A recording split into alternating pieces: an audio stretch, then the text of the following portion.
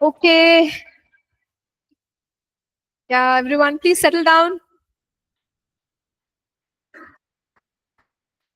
So we'll continue to learn about family.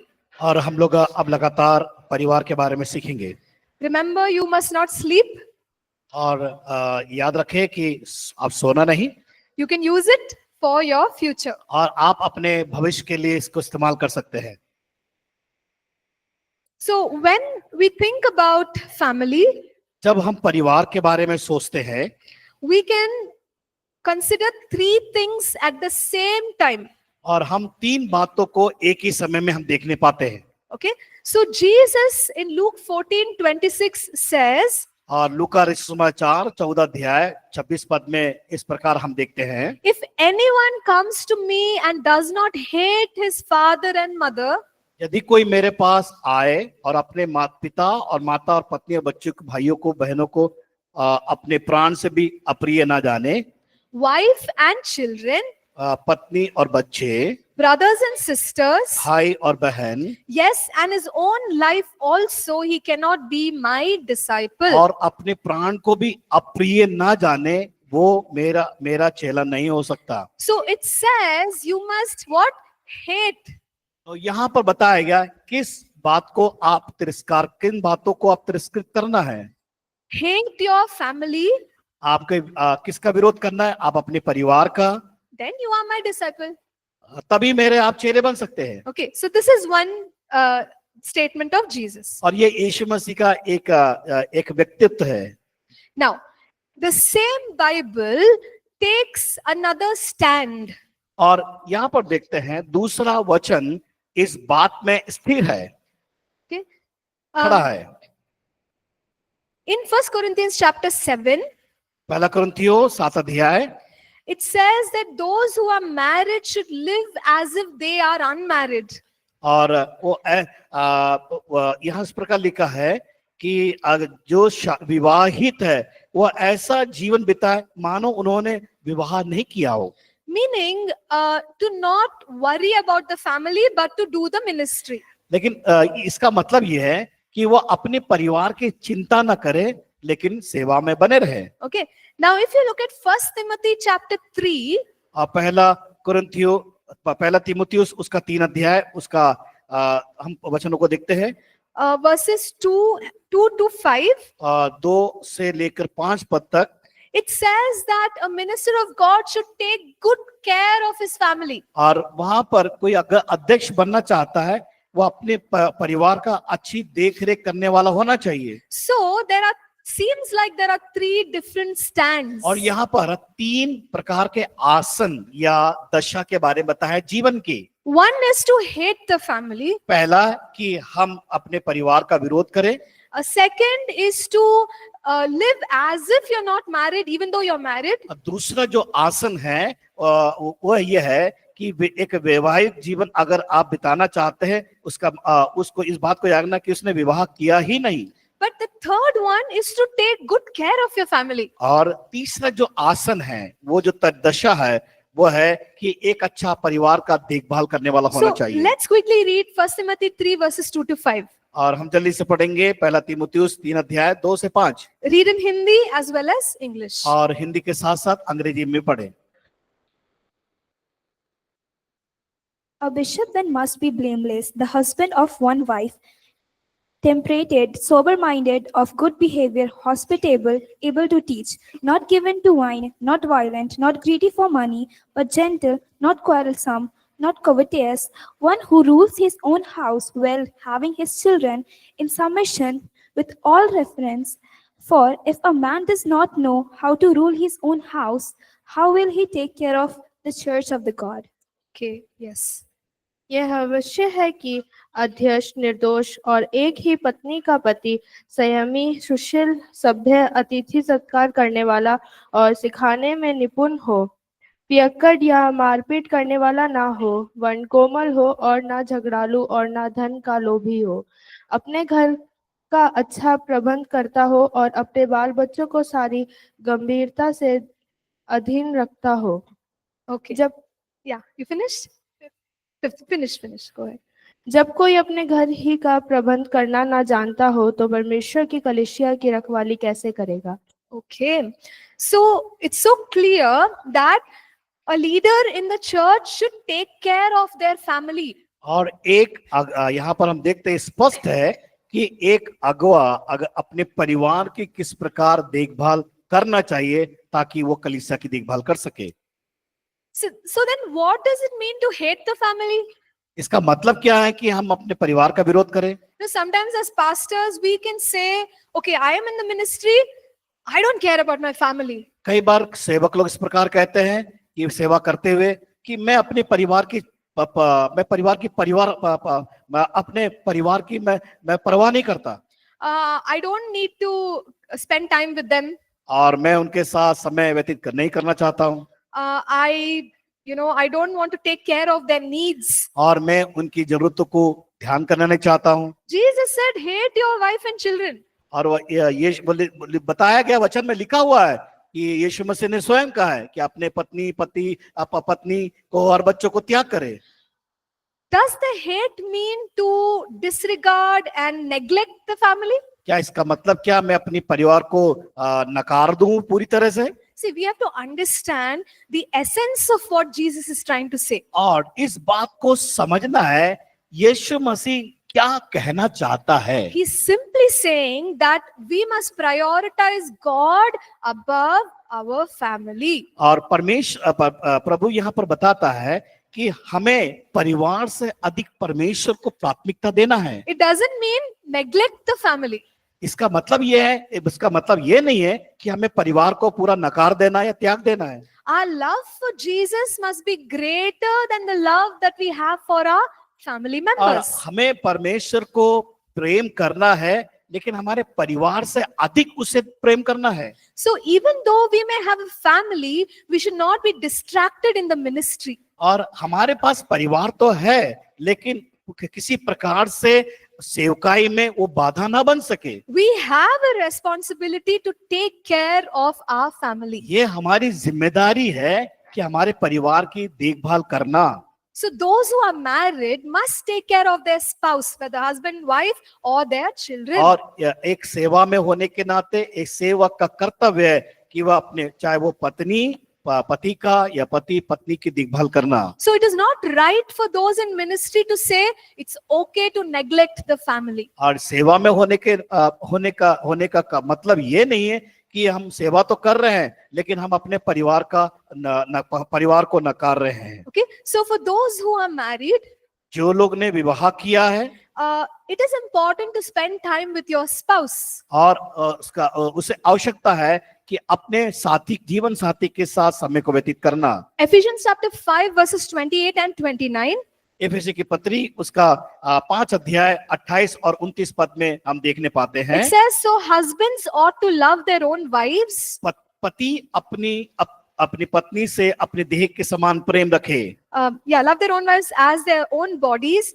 जिस प्रकार वो अपने देह से प्रेम रखता है। He who loves his wife loves himself. जो वो जिस प्रकार लिखा है वो अपने आप से वो प्रेम रखता है, उसी प्रकार वो पत्नी से प्रेम रखना है। Verse 29 says, for no one ever hated his own flesh. और हम देखते यहाँ पर 29 पद को देखते हैं, वो कभी भी अपने शरीर से बैर नहीं रखता, But वरन nourishes and cherishes it, उसका पालन पोषण करता है, just as the Lord does the church. जैसे मसीह भी कलीसिया के साथ करता है। Okay, since pastor has written this, he is writing with regard to the wife.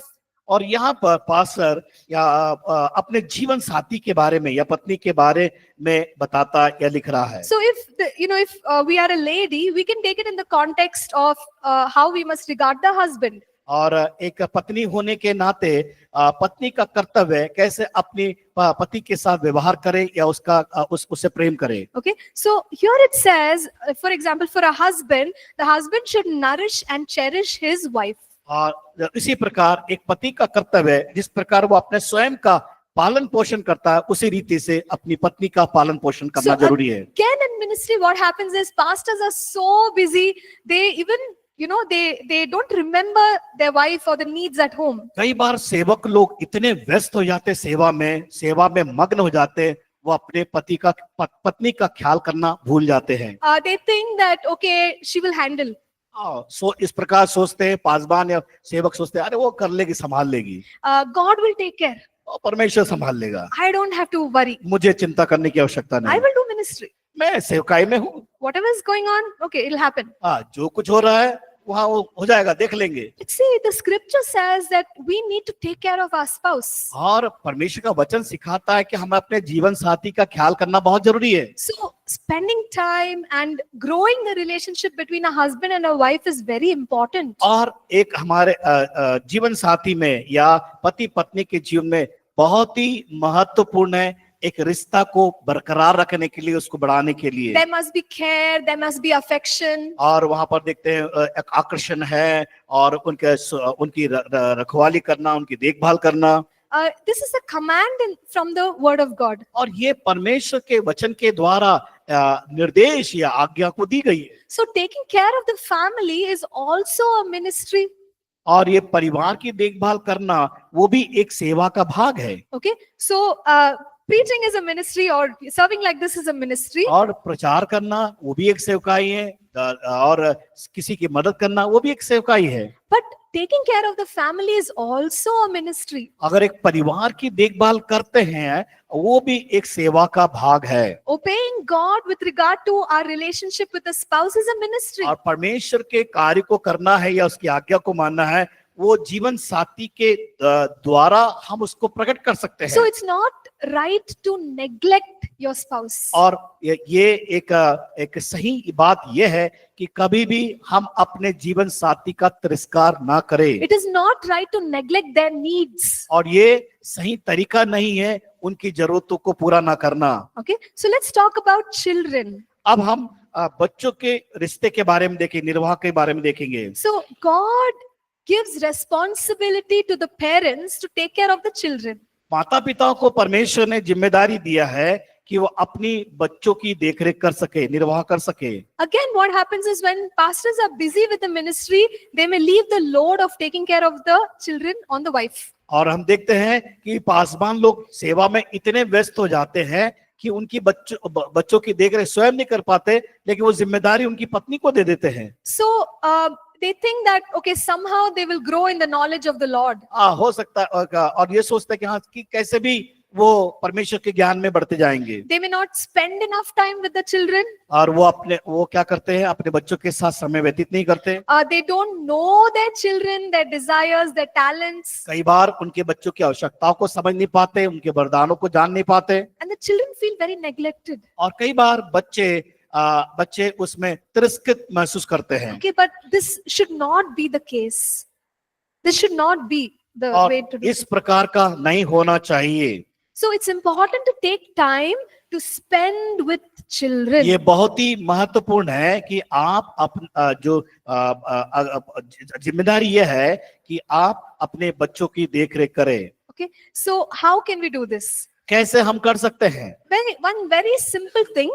एक साधारण सी बात। You remember we said schedule, daily schedule. और मैं आप स्मरण कर रहे हैं कि प्रतिदिन का एक समय सारणी को नियुक्त करना, कार्य का सूची बनाना। We can have a weekly schedule. हमारे पास साप्ताहिक कार्य सूची नहीं होती। We can maybe keep the weekends, Saturday morning, Saturday afternoon, just for the children. और हम क्या करते हैं, सप्ताह का आखिरी दिन क्या करते हैं, बच्चों के साथ समय व्यतीत करने के लिए हम समय निकालते हैं। Maybe you can take them for sports, swimming, classes. हो सकता है कोई ऐसे विशेष कक्षा में या खेल के मैदान में, और तैरने के लिए, पानी में जाके तैरने के लिए। So as a father and a mother, we are spending time with the children. और हम एक माता पिता होने के नाते बच्चों के साथ समय व्यतीत करना, रिश्ता बनाना बहुत जरूरी है। It is very important to do this to raise them in the knowledge of the Lord. और ये बहुत ही महत्वपूर्ण है कि उन्हें परमेश्वर के ज्ञान और वचन में परिपूर्ण करते हुए ले जाने के लिए। And in fact, it can bring a lot of joy. और क्या होता है जब ऐसा करते हैं, बहुत से आनंद और मजा को प्राप्त करते हैं जीवन के अंदर। Okay, so you can enjoy some fun times with the children. और कई बार ऐसा समय होता है बच्चों के साथ मजा करने के लिए। And they remember those things for their entire life. जब उनके साथ आप मजा मस्ती करते हैं तो उनके जीवन के अंदर वो सोचने का, विचार करने का एहसास वो उनके जीवन बना रहता है। Okay, so next important thing is to work to provide for the family. और अगला जो बिंदु है, इस पर चर्चा करेंगे, वो है अपने परिवार की जरूरतों के लिए काम करें। 1 Timothy 5 verse 8, पहला तिमुथियुस 5:8 it says, but if anyone does not provide for his own, and especially for those of his household, he has denied the faith and is worse than an unbeliever. पर यदि कोई अपनों की और जो निज करके अपने घराने की चिंता न करे, तो वो विश्वास से मुकर गया है और अविश्वासी से भी बुरा बन गया है। So, in the role that God has given, the husband has to provide for the family. और हम देखते हैं कि पति का क्या जिम्मेदारी है कि अपने परिवार की जरूरतों को पूरा करे। Sometimes, if we start the ministry, maybe in the beginning, the ministry may not be doing very well. जब हम शुरुआती दौर में देखते हैं कि जब सेवकाई को प्रारंभ करते हैं, तो हो सकता है उतने हम आर्थिक तौर से सक्षम नहीं होते होंगे। We have dedicated ourselves to full-time ministry, हमने पूर्णकालीन सेवा के लिए समर्पित किया होगा जरूर, but we're not getting enough money from the ministry. लेकिन उस सेवकाई के दौरान हमें वो उतनी आवश्यकता जो हमें आर्थिक चाहिए वो नहीं हो पा रही होगी। Maybe the family is struggling. और बहुत से परिवार लोग उस पर संघर्ष करते हैं। Maybe the children are struggling to pay their fees. और बच्चे लोग संघर्ष करते हैं अपने स्कूल की पढ़ाई की फीस देने के लिए। What happens is that sometimes people are very adamant that they will not leave full-time ministry. और कई लोग इतने बड़े कठोर हो जाते हैं उन बातों से कि मैं अपनी पूर्णकालीन सेवकाई को नहीं छोड़ूंगा। They can see that the family is suffering for years. और वो देख रहे हैं कई वर्षों से आपका परिवार समस्याओं में होकर जा रहा है या संघर्ष कर रहे हैं। Not enough income. उनके पास कोई भी आर्थिक उनको जो चाहिए, जरूरत है, इनकम, जो सैलरी चाहिए या पैसा चाहिए, उनके पास नहीं है। So in such a situation, इस परिस्थिति के दौरान being led by the Lord, परमेश्वर की अगुवाई में हमें चलना है।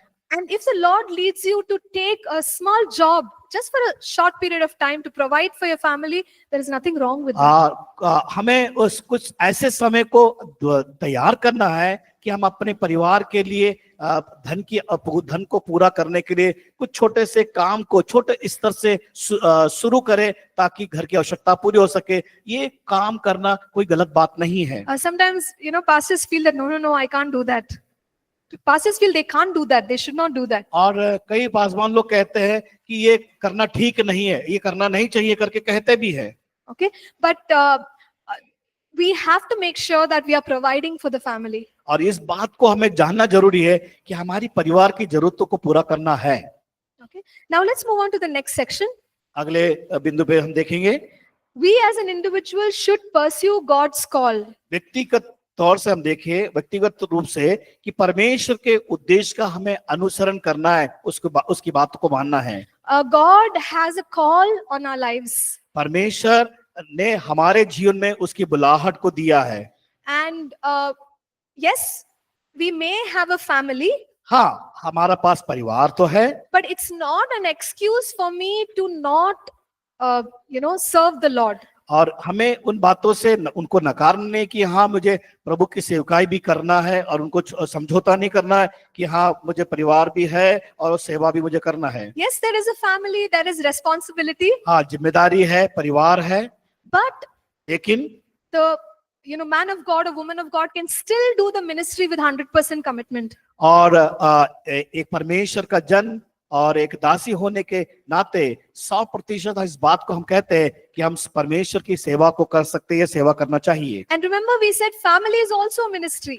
और हम देखते हैं कि परिवार की सेवा करना भी एक सेवकाई है। God has called you to be a godly husband or a godly wife. और अब ये परमेश्वर ने हमको बुलाया है कि हम एक अच्छे घर में एक अच्छे पति के रूप में और एक अच्छी पत्नी के रूप में तैयार होने के लिए। God has called us to be a godly parent. और हम देखते हैं कि आत्मिक एक माता पिता होना चाहिए। So that is also a ministry. और वो भी एक सेवकाई है। We have to learn to balance both. और इन दोनों को हमें क्या करना है, एक तराजू में बैलेंस में लेके चलना है। Okay, and we must not neglect either, both of them. हम इन दोनों चीजों को हमें नकारना नहीं है।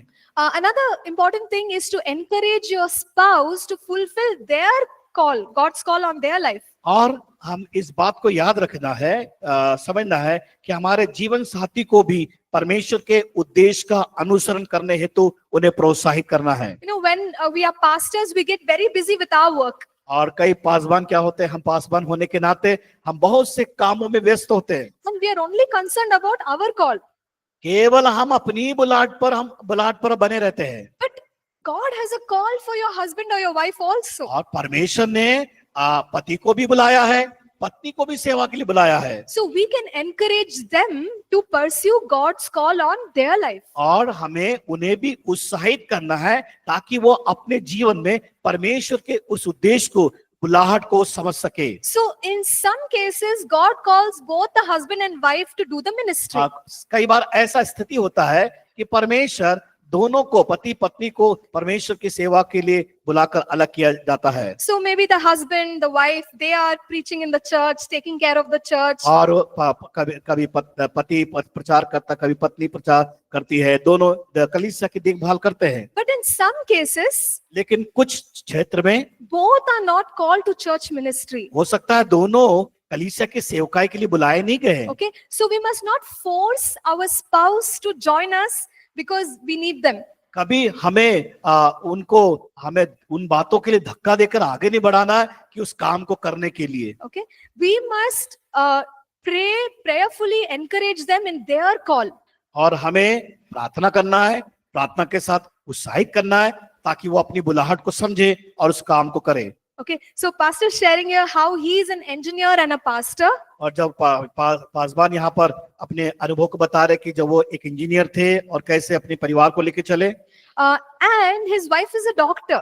और उनकी पत्नी डॉक्टर थी। Okay, and in some areas of ministry where she has a calling, she steps in. और कोई ऐसा सेवा का क्षेत्र होता है तो उनकी पत्नी उसके लिए कदम बढ़ाती है। Okay, so there is no compulsion that both husband, wife, both have to preach, both have to lead worship. There's no compulsion. और यहाँ पर कोई जबरदस्ती नहीं है कि दोनों जन कलीसिया में जाकर प्रचार करे, ये कोई जबरदस्ती वाली बात नहीं है। Maybe the husband is in church ministry, wife has a profession. और हो सकता है कि पति कलीसिया की सेवकाई करने के लिए सही व्यक्ति हो, और ऐसा कई बार ऐसा होता है पत्नी जो व्यवसाय करने या नौकरी करने के लिए उसमें वो काबिल हो। Maybe the wife is in church ministry, husband has a job, a different job. कई बार पत्नियां कलीसिया की सेवकाई करने में काबिल होती है और पति उसमें काबिल नहीं है, लेकिन संसार में जो नौकरियां हैं उसमें वो माहिर या काबिल होते हैं। So don't force your spouse to do what you think they are supposed to do. और आप अपने जीवन साथी को कभी भी जबरदस्ती ना करें उस काम के लिए जो वो करना नहीं चाहती है। The next thing is about the children.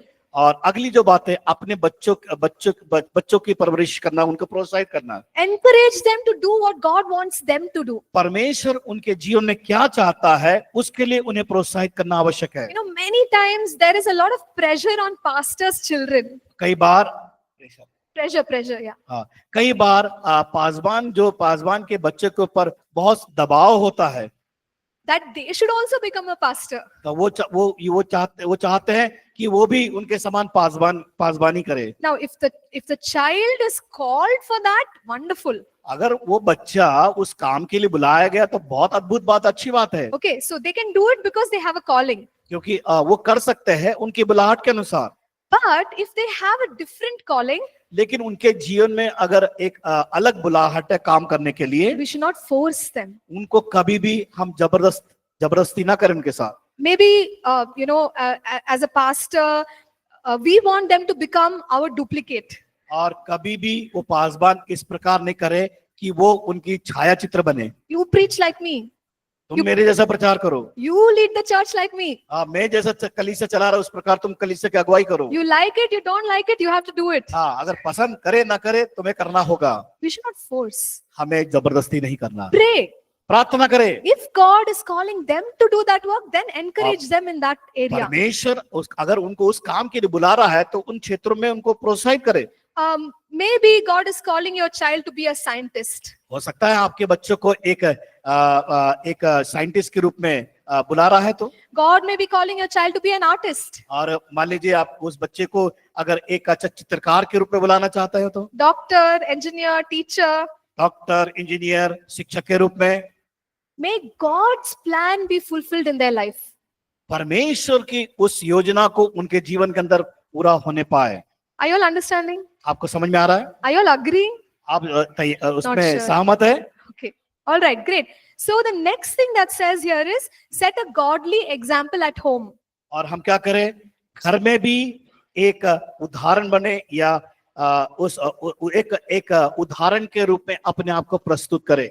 So when we set a godly example before the children, अगर हम परमेश्वर के सामने एक भक्ति के हम भक्ति होकर, ईश्वर भक्त बनकर बच्चों के सामने एक नमूना को प्रस्तुत करें, then what happens is the children will be interested to serve the Lord the way you do. हाँ, बच्चे वो देखकर उनके अंदर वो उत्साह जागेगा, आप जो कर रहे उसको देखकर करने के लिए तैयार होंगे। Imagine we are a very different person in the house as compared to when we are in church. और हम हो सकता है घर में हमारा बर्ताव अलग होगा, लेकिन चर्च में बर्ताव बहुत अच्छा होगा। Okay? दोनों में अंतर है। When the children see this, जब बच्चे देखते हैं आपको, they'll think that, hey, this is something wrong. हाँ, बच्चे कहते हैं अरे ये तो बड़ा गलत है, घर में कुछ और वहां कुछ। Then they may lose interest in God, in faith, in church. और वो देखते हैं कि चर्च में स्वर्गदूत और घर में भूत, तो हाँ। ऐसा मैं क्या Yeah, पूछूं? sure. Go ahead, Yeah. Pastor. हाँ, कई पासवान लोग चर्च में बड़ा स्वर्गदूत होते हैं, लेकिन घर में भूत का तरीका अपनाते हैं, वो मारपीट और बच्चे, इन्हें बच्चे इस बात को देखते हैं। Yeah, so they see, they understand. हाँ, वो देखकर समझ जाते हैं, And then they are not interested in the things of God. फिर वो उनके अंदर वो जागरूकता या उनके अंदर वो इच्छा नहीं जाहिर होती कि सेवा में साथ See, बटाए। It's so painful. We can preach to thousands of people. और हजारों के सामने जब वो प्रचार करते हैं, बड़ा दर्द भरा होता है। Those thousands of people are following. वो हजार सैकड़ों लोग उनकी बातों को सुनकर मानकर उनके पीछे चल रहे हैं। When we go home and we talk to our children are not listening. और जब घर में जब आते हैं, बात करते हैं, बच्चे सुनना नहीं चाहते। Why? क्यों? Oh, dad is different at Okay. home, at church. हाँ, कलीसिया में स्वर्गदूत और घर में भूत।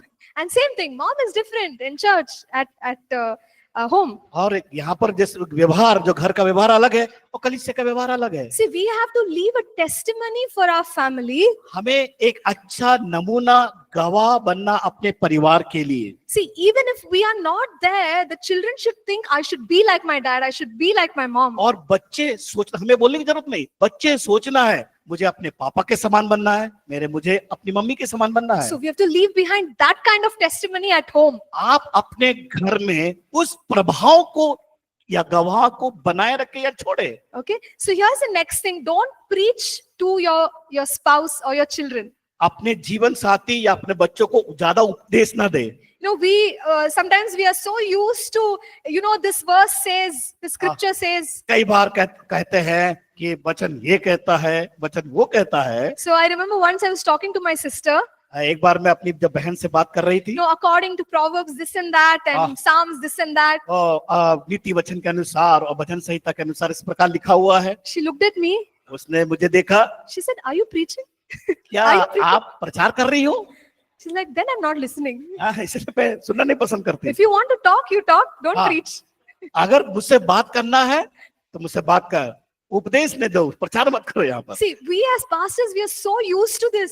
कई बार पासवान लोग इस प्रकार इस्तेमाल किए जाते घर में भी। One sermon for the wife, one sermon for the children. एक संदेश बच्चे के लिए, एक संदेश पत्नी के लिए। They are like, "Oh my goodness." बता रहे चर्च में भी प्रचार, यहाँ भी God. प्रचार। Yeah, exactly. So let's not do that to our family. हम अपने परिवार में ऐसे काम को नहीं करें। Be normal. हम एक साधारण बने रहे। Be friendly. Be हम- friendly. हम एक मित्र के समान व्यवहार करें। Talk in a simple way. एक साधारण तरीके से हम बात करें, Then they will be willing to listen. तो क्या होगा? बच्चे सुनेंगे, पत्नी भी सुनेगी। Okay, so every time if we are, quoting scripture verse, it's very difficult जब to. भी समय मिलता है वचन को लेकर बताते बात करते हैं, हमेशा हम प्रयास करते हैं। Okay. Otherwise, what will happen? No, people will switch off. और क्या होगा, बोर हो जाएंगे, बिल्कुल अपने आप को बिल्कुल बोलना बंद कर देंगे हमसे। Yeah, they'll be like, okay, you go on. ठीक है, तुम प्रचार करो, हम जा रहे हैं, अपना काम कर रहे हैं। Okay, fine. Next is when it comes to family, talk personal things. और जब हम परिवार में समय को व्यतीत करते हैं तो हमें व्यक्तिगत तौर से उनसे बातचीत करे, बोले। So when the pastor goes back home, जब पासवान अपने वापस घर में जाता है, they can ask their wife, their children, how was your day? और बच्चों से और पत्नी से पूछे, आप आज का दिन कैसा रहा स्कूल की पढ़ाई। Yeah, exactly. So you can ask whatever they are involved in. और हमें उनसे बातचीत करे, पूछे वो दिन भर जिन कामों में वो व्यस्त थे या काम को कर रहे थे। So be interested in what they are doing. और जो वो काम करते हैं उनमें उनको अच्छा क्या लग रहा है, That is a good way to build relationship. और इस प्रकार हमारे रिश्ते को हम कायम कर सकते हैं। Sometimes what happens if both pastor and wife are they are involved in church. अगर मान लीजिए पति और पत्नी जब कलीसिया की सेवा में जब सेवा के भागीदारी होते रहते हैं, When the pastor comes home, he may be talking only about ministry. और वो घर में भी आता है, बच्चों के सामने क्या कर रहा है, हमेशा सेवा के बारे में बात करते रहता है। So if that happens, they won't get an opportunity to share their heart. और ऐसा समय हो जाता है कि बच्चे अपने आप को यानी अपने दिल खोलकर वो किसी रीति से वार्तालाप कर नहीं पाते। Okay, and even the wife, they just shut down. They say, okay, it's all about ministry. कई बार क्या होता है, पत्नी चुपचाप बैठे रहती है, यार ये तो हमेशा सेवकाई के लिए बात करते रहते हैं। So make sure that you talk only required things about ministry and mostly about family relationship. एक बात याद रखना जो सेवा में रहते हैं या पासवानों को, कि हाँ एक समय है जहाँ सेवा के बारे में बातचीत करना, लेकिन आप ज्यादातर क्या करते हैं, परिवार में रहते हैं, आप अपने व्यक्तिगत रिश्ता बनाए और उनसे वार्तालाप करें उनके व्यक्तिगत जीवन के बारे में। So the next thing is to spend time with the children. और सबसे खास बात और अगला जो बिंदु है, अपने बच्चों के साथ समय बिताए। Proverbs 22 verse 6 says, नीति वचन 22 उसके 6 के अनुसार इस प्रकार कहा गया है, train up a child in the way he should go, लड़के को उसी मार्ग की शिक्षा दे जिसमें उसको चलना चाहिए, and when he is old, he will not depart from it. और वो जब बुढ़ापे में भी उससे ना हटेगा। So we can spend time with children to teach them the things of God. और हमें बच्चों के साथ समय व्यतीत करना चाहिए कि बच्चे उसमें अपने आप को बढ़ा सके और वो सीख सके। So when we are spending time with them, we can actually train them in the ways of God. जब बच्चों के साथ हमें जब हम समय व्यतीत करते हैं तो वो समय ऐसा होता है कि उनको आत्मिक बातों में, परमेश्वर के वचन की बातों को सिखाने में हमें मजबूर करता है। So when we spend time with them, we develop love. जब हम उनके साथ समय व्यतीत करते हैं तो हम उनके साथ प्रेम को बढ़ाते हैं, We develop trust. हम भरोसा बढ़ाते हैं, We develop respect. और आदर सम्मान को भी बढ़ाते हैं। So our influence on their lives will be very strong.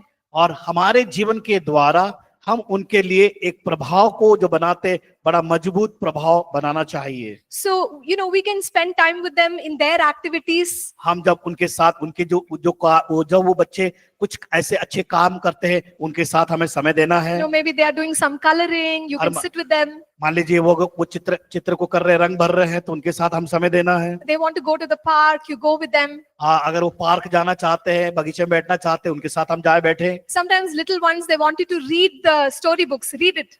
So read it और for कई them. बार छोटे बच्चे कहानी की पुस्तक को पढ़ना चाहते हैं, हम उनके साथ बैठे उनको कहें, हाँ पढ़े हो। Don't think, oh, I am a pastor, why should I do all this? मैं तो पासवान हूँ, मैं क्या जरूरत है मुझे इनके साथ बैठकर कहानी कथा को सुनने के लिए। See, but these are the very important memories that we are creating with the children. ये बहुत बड़ी यादगार चीजों के साथ हम बिल्कुल हम यादगार चीजों को उनके साथ हम बनाते हैं। They should feel that you are interested in what they are interested in. और इस बात में हमें धैर्य रखना है, वो किन बातों में किन बातों को करना चाहते हैं और उनके साथ हम धैर्य के साथ हम लगे रहे। Then they feel very loved by their parents. और क्या होंगे, बच्चे क्या होंगे, अपने माता पिता से बहुत अधिक प्यार करेंगे। And they will be ready to listen to what the parents are saying. और उनके जो माता पिता क्या कहेंगे वो हमेशा तैयार रहेंगे सुनने के लिए। Okay, and from an early age, sometimes we can tell what their interests are. और जब शुरुआती दौर में देखते हैं और जब उनसे बातचीत करते हैं और हम भी कहते हैं कि हमें क्या चीज पसंद है करके, So we can understand, oh, this child is interested in nature. हम उस बात को समझ पाते हैं ये प्राकृतिक चीजों को पसंद करता है करके। This child is interested in reading books. और ये जो बच्चा है उसको पढ़ाई करना अच्छा लगता है, पुस्तक पढ़ना उसको अच्छा लगता है। Okay, so you can kind of understand what God is trying to do with that child's life. इस बात को समझना चाहिए कि किस बच्चे के साथ परमेश्वर उनके मनों में बातों को डाल रहा है और करने के योग्य है। And we can make the simple moments of life teachable. और हमें एक साधारण व्यक्ति बनकर उनको सरल रीति से उनको हम सिखाने वाले बन सके। We can teach them faith. उनको विश्वास के बारे में सिखाएं। I remember once I was reading a book to my niece. और एक बार मैं अपने एक पड़ोसी की मैं पुस्तक को पढ़ रही थी। My niece is my sister's daughter. और वो जो मेरे जो वो मेरी बहन की लड़की थी। She's around maybe 7-8 years old. वो लगभग 7 और 8 साल की थी। And the book had words that were very negative. और वो जो पुस्तक वो पढ़ रही थी उसका जो था वो एक नकारात्मक बात के ऊपर था। Something like this is the story of 5 ugly creatures or something like that. और वो जो 5 ऐसे जो क्या बोलना चाहिए अगली जो पक्षियों के बारे में। Okay, so when I saw that and I opened the pages, everything was negative.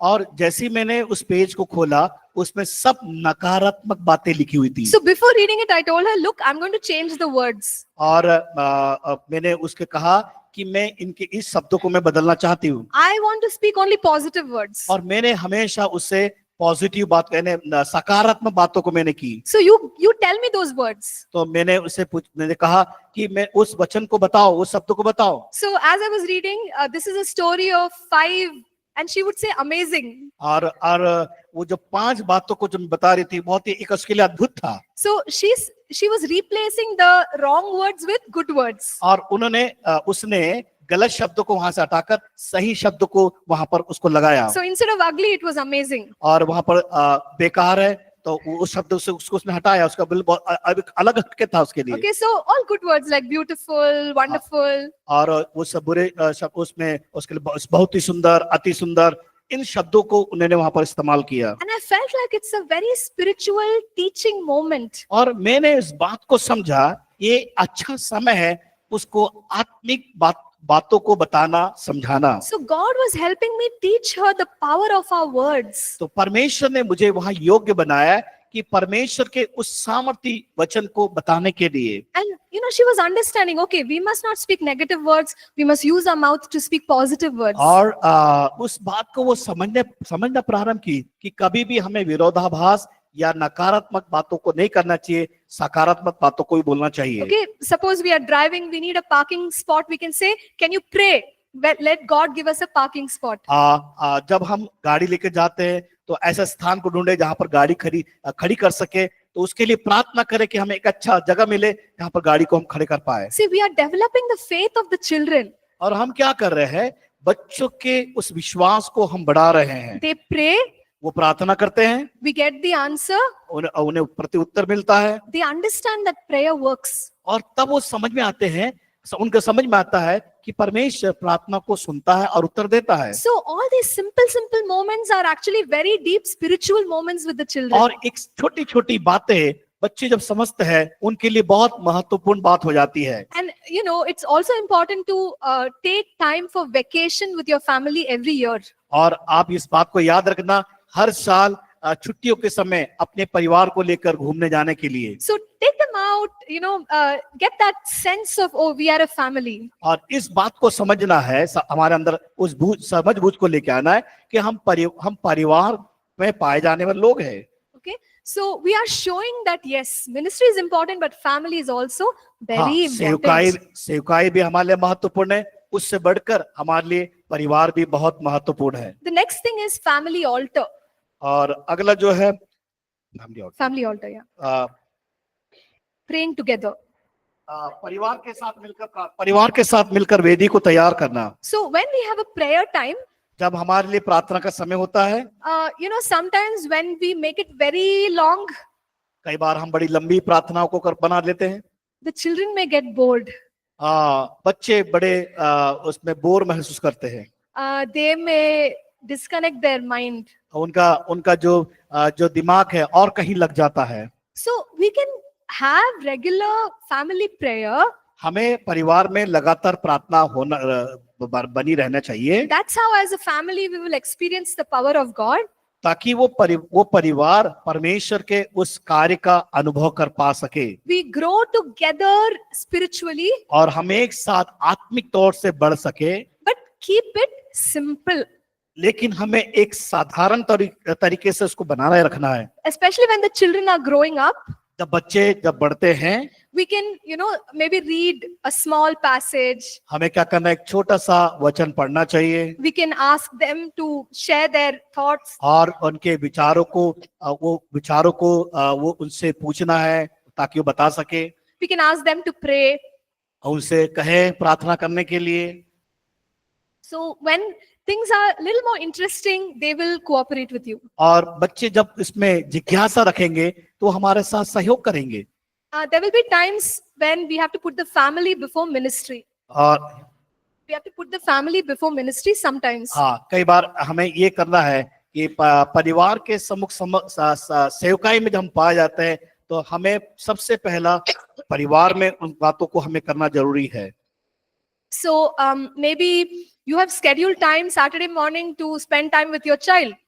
और अगर मान लीजिए शनिवार का दिन आपके पास है, आप सुबह छुट्टी का समय है, तो बच्चों के साथ आप समय को व्यतीत करें। And somebody calls you and says, Pastor, you come to my house, there is a housewarming. और कई बार लोग कहेंगे कि आज हमारे घर का नया घर बना है, निर्माण हुआ है, उसके लिए उद्घाटन करना है।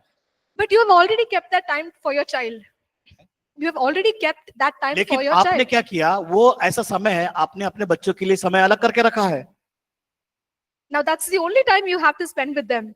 अब वही समय है अपने बच्चों के साथ समय देने के लिए। It's okay to say no to ministry invitations. क्या उस समय जब आपको निमंत्रण मिला है सेवा करने के लिए, क्या सही है या गलत है? You can say no to that invitation. तो हम उस समय, उस बड़ी गंभीरता है इसके अंदर, लेकिन बड़ा कठिन है, तो उस परिस्थिति में हम उस सेवा को नकारे, It's okay. वो अच्छी बात है। Okay, so of course you can pray, ask the Lord, but then spending time with your child is also important. और हाँ, परमेश्वर को इस काम को तो करना है, लेकिन इस बात को समझना है, हम अपने बच्चों के साथ भी समय को व्यतीत करना बहुत जरूरी है। When we are very involved in the ministry, जब हम सेवकाई में पाए जाते हैं, maybe sometimes as a family you need some time. और परिवार के साथ समय व्यतीत करने के लिए समय हमें चाहिए।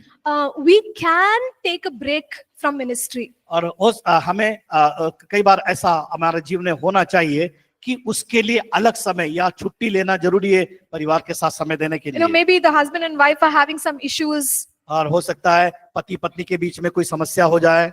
It's very difficult to stand and preach in those moments. और उस समय बड़ा कठिन होता है प्रवचन करना या उपदेश देना, संदेश देने के लिए। It's good to take some time out to resolve these issues and then come back. और हमें तब ऐसे समय हमें उसके लिए अलग समय निकालना है उस समस्या का समाधान करने के लिए। Okay. The next thing is to protect your family. और अगला जो है, अपने परिवार सेवकाई में परिवार की सुरक्षा दे, परिवार की रक्षा करे। See, people have a lot of expectations from pastors and their families. और People have many expectations. लोगों के पास बहुत ही लालसा होती है परमेश्वर के दास के प्रति।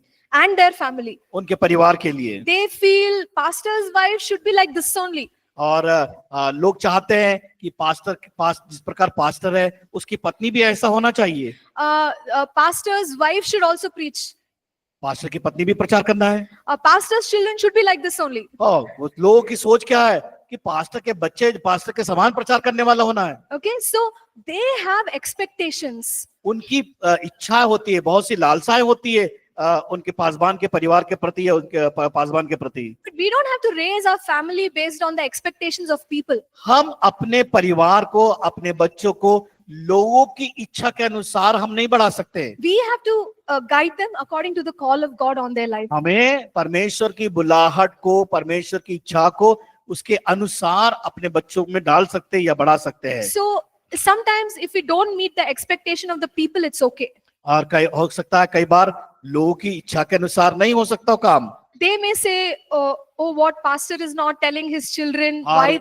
Yeah. वो कहते होंगे पास्टर अपने बच्चों को इस प्रकार नहीं बताते, नहीं समझाते ऐसा करने के लिए। Why isn't he putting his children in Bible college? वो अपने बच्चों को बाइबल स्कूल में क्यों भेजना नहीं चाहते? Why is he sending his children to secular university? ये पासबान के विश्वासी लोग कहते हैं ये पासबान के बच्चों को क्यों यूनिवर्सिटी में पढ़ाई के लिए भेज रहे हैं? See, people will have all kinds of expectation. लोगों के अंदर बहुत सी इच्छा लालसाएं होगी। We can't do everything. हम सब कुछ नहीं कर सकते। We have to do what God wants for our family. परमेश्वर हमारे जीवन से उस परिवार से क्या चाहता है उसको करना है। So we have to be very bold to protect our family. हमारे परिवार की रक्षा करने के लिए हमें धैर्य, हिम्मत चाहिए। And this is, something in some places, the pastor's home is open. और कई जगह देखते हैं पासबानों के घर खुला रहता है। Where everybody can come. वो सभी लोग उनके घर में आते हैं। They can come anytime. वो कोई उनका समय निश्चित नहीं होता, चले आते हैं। See, there's nothing wrong with that. वो बातें गलत नहीं है। But sometimes what happens, the privacy for the family is lost. कई बार क्या होता है परिवार में जो क्या बोलना चाहिए एक अलग समय व्यतीत करने के चाहिए वो खो देते हैं। So pastor is not able to spend time with his wife and children, as a unit, family unit. कई बार ऐसा होता है ये सारे विश्वासी लोग या लोग चले आते घर में जिसके कारण अपनी पत्नी के साथ वो समय व्यतीत कर नहीं पाते और या बच्चों के साथ भी समय व्यतीत नहीं कर पाते। Okay, so we have to be mindful and sensitive about this. हम इन बातों से हमें क्या अपने मन को तैयार करना चाहिए, तैयार रखना चाहिए। So it's okay if your home is a little far away from the church and people can't come. Actually, it's okay. No problem. घर से अगर मान लो चर्च आपके घर से दूर है वो ठीक बात है। Okay, because your family also needs time, it needs some privacy. हाँ, आपके परिवार को या आपकी पत्नी को या बच्चों को बहुत जरूरी है एक एकांत में समय को व्यतीत करने के लिए। Okay, so we have a few more things with regard to family. और परिवार के बारे में और भी कुछ बातें हैं। I'll tell you quickly. और मैं जल्दी से बताऊंगी। So the next thing is that we have to maintain the marriage covenant. और हमें क्या करना है? हमें हमारे जो विवाह की प्रतिज्ञाओं को बनाए रखना है। So whether it is counseling or any other kind of ministry, don't allow any other person to disrupt the marriage covenant. और परिवार जो पति पत्नी के बीच में जो प्रतिज्ञाओं को परमेश्वर की ओर से प्राप्त किया है कभी भी उसको तोड़ना नहीं है। और हमारी सेवकाई के अंदर उसको सेवकाई में इस बात को समझना बहुत जरूरी है। And as we said earlier, have some boundaries, especially when you're working with the opposite gender. और इस बात को याद रखें, हमने सीखा है हमारे जीवन में किस प्रकार की सीमाओं को बनाए रखना है। See, sometimes pastors and their spouse can also have problems.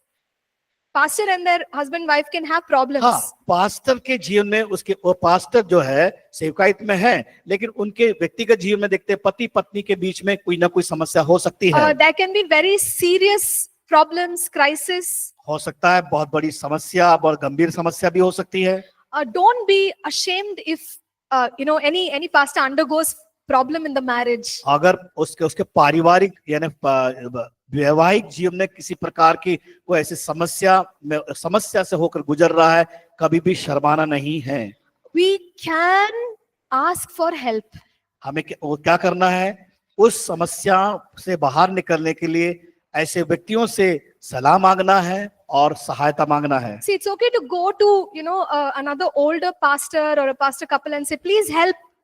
Our marriage needs help. और एक अनुभवी पासवान है जिन्होंने कई वर्ष सेवकाई में उन्होंने व्यतीत किए, तो हमें उन पति और पत्नी के पास जाकर हमारे अनुभव को बताना है, ये समस्या को उनके पास रखकर समझने की आवश्यकता है। And slowly, all the mistakes, everything can be corrected in the marriage. और हमें हमारे वैवाहिक जीवन में जो गलतियां हो जाती है उसको समझने का है, उसको सुधारने का प्रयास करना है। Okay, the last section here says not to make the ministry a family business. और एक आखिरी जो बात है, आपकी सेवकाई पारिवारिक व्यवसाय नहीं होना चाहिए। So this simply means that we must appoint people who are anointed. और हमें ऐसे लोगों को नियुक्त करना है जो अभिषेक से भरे हुए हैं, अभिषेक को प्राप्त किए, Anointed to preach,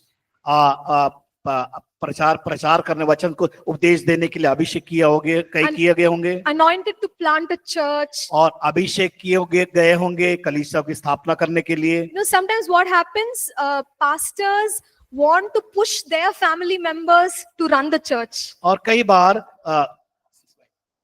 A pastor wants to push their family to run the church. कई बार पासवान क्या करते हैं, उनके परिवार को जबरदस्ती करते हैं सेवा को करने के लिए। They want every generation to be part of the church. तो कहते हैं कि हर एक जो पीढ़ी है इस कलीसिया का भाग होना चाहिए, Whether they are anointed or they are not anointed. अगर वो उन्होंने अभिषेक को पाया है या ना पाया हो। Okay, so see, this is not the right way.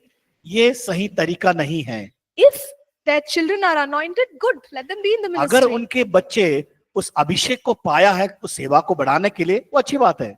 But otherwise, we can appoint others. और Otherwise, we can appoint others. Not नहीं तो family हमें members. दूसरों को उस काम के लिए नियुक्त करना है। See, this is very hard. ये बड़ा कठिन होता है। But you see, the church belongs to God. इस बात को जानना है, वो कलीसिया परमेश्वर की है। Church is not mine, church is not yours. ये चर्च मेरा नहीं है, चर्च आपका नहीं है, Church is God's. कलीसिया परमेश्वर की है। So we have to do what God wants us to do in His house. हम परमेश्वर हमारे जीवन से क्या चाहता है उस काम करने के लिए, हमें उसके लिए तैयार होना है उस काम को करने के लिए। Okay, so I know we did quite fast, हमने कुछ थोड़ा सा जल्दी हमने इस विषय को कंप्लीट किए हैं, but I really pray that all of this will be useful in our lives. और मैं चाहता हूं कि इस विषय के आपके जीवन में यह बड़ा उपयोगी होगा आने वाले दिनों में। So let's close with a word of prayer. हम प्रार्थना के साथ इसको समाप्त करेंगे। I want to request one of the students to pray. The mic is there. So take the mic, और you pray and close. Mic आपके पास है, विद्यार्थियों में से कोई एक जन प्रार्थना करे। भैया प्रार्थना करने वाला कोई एक जन प्रार्थना करे। There's a mic. Nobody is there, Mic is prayer? there. You pray. Pray. It's okay. Hallelujah hallelujah, धन्यवाद धन्यवाद सुशक्तिमान प्रभु, आपका धन्यवाद करते परमेश्वर। प्रभु आपने हम सभी को संभाल के रखा प्रभु, ये नया दिन हमारे जीवन में दिया परमेश्वर, आपका धन्यवाद करते प्रभु। ये जो हमने क्लासेस लिया प्रभु, आपने हमें समझने में सहायता मदद की प्रभु जी, पास्टर्स को पढ़ाने में सहायता मदद की प्रभु, आपका धन्यवाद करते। इधर से जाते हैं प्रभु, आपके स्वदूत का बड़ा हम सबके चारों ओर मांगते हैं प्रभु, सबको सुरक्षित रख प्रभु जी, आपसे विनती करते हैं, आगे के समय को आपके हाथों में सौंपते हैं। धन्यवाद के साथ प्रार्थना यीशु मसीह के नाम से मांगते हैं, आमीन। Amen. Thank you. Thank you everyone. Have a good afternoon. Thank you. Yes. सबको बहुत बहुत धन्यवाद।